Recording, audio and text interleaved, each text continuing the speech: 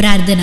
పరిశుద్ధ ప్రేమ కలిగిన తండ్రి, నీకే వందనములయ్యా. దేవా, ఈ రోజంతటి నీ రెక్క చోటను కాచి దాచి కాపాడవయ్యా. మమ్మల్ని సజీవ లెక్కల్లో ఉంచావు తండ్రి. ఏ తెగులు కూడా మమ్మల్ని అంటకుండా నీవే నీ రెక్కలతో మమ్మల్ని కప్పవయ్యా. నీకే కోట్లాది వందనములు తండ్రి.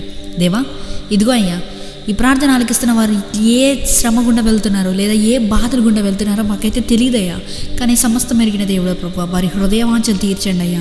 ఎవరెవరైతే ఫైనాన్సెస్ గురించి బాధపడుతున్నారో, అప్పుల సమస్యల్లో ఉన్నారు, లేదా వడ్డీలు కట్టాలి, వడ్డీలు ఎక్కువైపోతున్నాయి, ఏం తెలియని సిచ్యువేషన్స్లో ఉన్నారో, ఎవరెవరైతే స్టూడెంట్స్ లోన్ యాప్స్లో లోన్స్ తీసుకుని వాటిని తిరిగి కట్టలేక సూసైడ్ అటెంప్ట్స్ చేస్తున్నారు, ప్రతి ఒక్కరి గురించి ప్రార్థిస్తున్నామయ్యా. దేవా, వారి ఫైనాన్సెస్లో తోడుండండి అయ్యా. వారికి విజ్డమ్ దయచేయండి అయ్యా. ఎలా వారి మనీ ఖర్చు పెట్టాలో వారికి జ్ఞానాన్ని దయచేయండి ప్రభువా.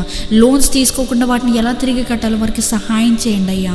దేవా, నీవు తప్ప వారికి ఇంకేది దిక్కు లేదు, వేరే ఆధారం లేదు ప్రభువా. ప్రతి ఒక్కరికి ప్రార్థన ఆలకిస్తున్న వారిలో ఎవరికైతే ఫైనాన్షియల్ ప్రాబ్లమ్స్ ఉన్నా ప్రతి ఒక్కరి ఫైనాన్షియల్ ప్రాబ్లమ్స్ ఇప్పుడే నజరేయుడైన యేసుక్రీస్తు నామములో ఈ ప్రార్థన ఆలకిస్తుండగానే వారి జీవితంలో ప్రతి అప్పుని, ప్రతి లోన్ని కొట్టివేయబడునుగా కాని ప్రకటిస్తున్నానయ్యా. దేవా, నీ నామంలో ఏది అడిగినా నీవు ఇస్తానన్నది సెలవిచ్చావయ్యా. దేవా, అటు రీతికి మా జీవితంలో కార్యాలు జరిపించమని ఈ రాత్రి కల్ప సమయంలో మేము పండుకొని ఉండగా ఏ విధమైన తెగులు మమ్మల్ని సమీపించకుండా నీవే నీ రెక్కలతో కప్పమని నజరేయుడైన యేసుక్రీస్తు నామంలో అడిగి వేడుకొచ్చిన మా పరలోకపు తండ్రి. ఆమేన్.